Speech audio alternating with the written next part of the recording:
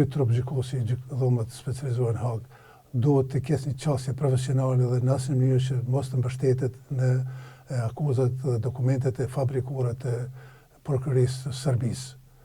Sepse dihet se Serbia është ndërshkuar, Serbia, regjimi është ndërshkuar nga bashkia ndërkombëtare, nga NATO është ndërshkuar për ato vepra. Me bombardime. Me bombardime.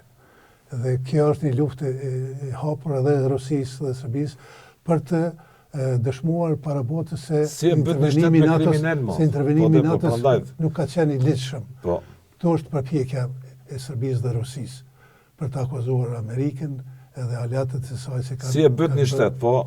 Edhe si e bët një shtet... Me këta lloj partner? Po. Kjo është tendencë e hapur. A duket të çuditshme kjo diferencë e Republikës Kosovës ndaj atij procesi?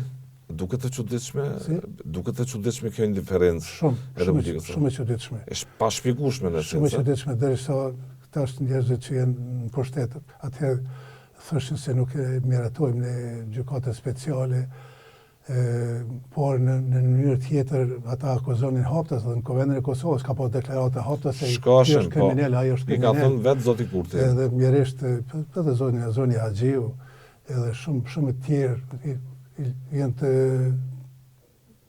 pa kapshme disa komente nëpër këto portale të ndryshme kundër ish drejtuesve të UÇK-s, kundër ish udhëheqësve të shtetit Kosovës. Dhe ky narracion dikon ka burimin dhe dikush i frymëzon këta që të shkruajnë kundër duke i kriminalizuar të akuzuarit tanë, qytetarit tanë në Hag. Kjo është shumë shqetësuese sipas meje, sepse njerëzit që kanë luftuar për liri dhe kanë shpallur shtetin e Kosovës, ata duhet të gëzojnë përkrahje nga populli dhe nga institucionet e Republikës Kosovës.